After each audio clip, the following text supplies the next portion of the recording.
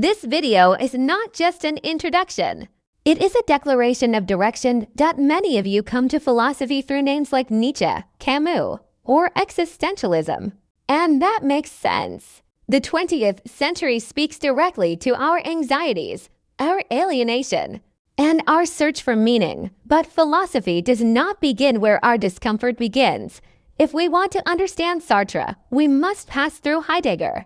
To understand Heidegger, we must encounter Husserl. Behind Husserl stands Kant, behind Kant, Descartes. And behind them all, Aristotle and Plato. Philosophical texts can be read on their own, yes. But understanding a philosopher's intention requires understanding the intellectual lineage that made that philosophy possible. Philosophy is cumulative. It advances not by erasing the past, but by standing on it. This channel will explore philosophy, science, culture, and art not as isolated fields, but as historically connected human practices. And we will do so chronologically, beginning where philosophical thinking itself begins. Why start with the origins of philosophy? When we say philosophy, we usually mean Western philosophy. But why? Why not Mesopotamia? Why not Egypt, India, China, or Persia, civilizations rich in mathematics, astronomy, and spiritual thought? This question alone already is philosophy. To answer it, we must understand what philosophy originally was before it became an academic discipline. At its birth, philosophy and science were inseparable. The separation we take for granted today did not yet exist. Philosophy also shapes art. Every artwork carries a worldview, whether consciously or not. Art is never neutral. It reflects a way of understanding reality. The word philosophy comes from the Greek philosophia, philo, love. Sophia, wisdom. Philosophy is not the possession of wisdom, but the passionate pursuit of it. The birth of philosophy in ancient Greece. Philosophy traditionally begins in the 6th century BCE. In the Ionian region of ancient Greece, today's western coast of Turkey.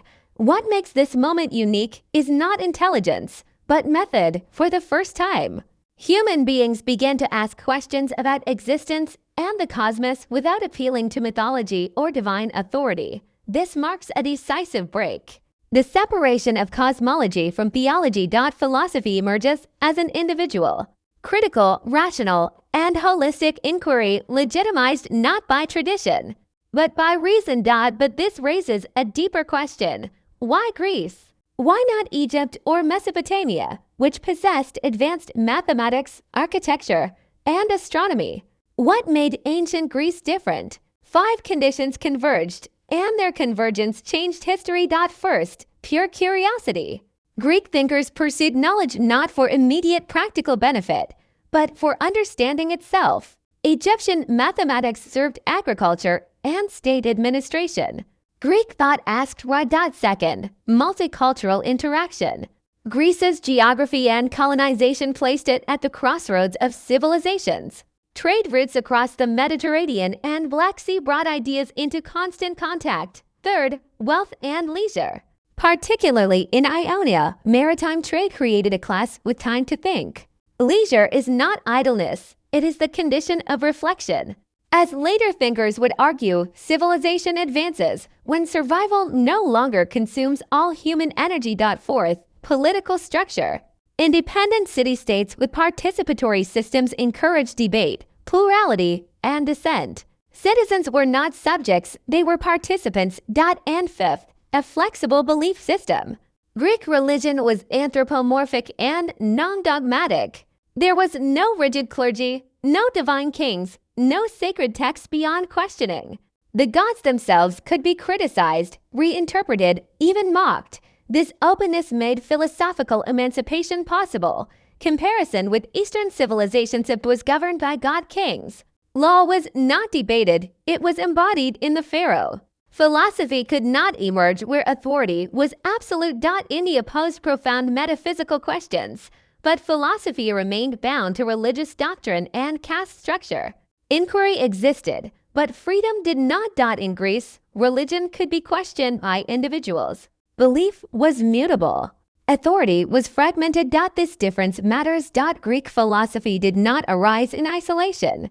It absorbed knowledge from the East, but only in Greece did all 5 conditions align, creating what Stefan Zweig called a star ascendant moment in human history. As Malcolm Gladwell would later argue, breakthroughs depend less on individual genius than on environment, timing, and structure. Why this still matters? Some ask, what use is all this history?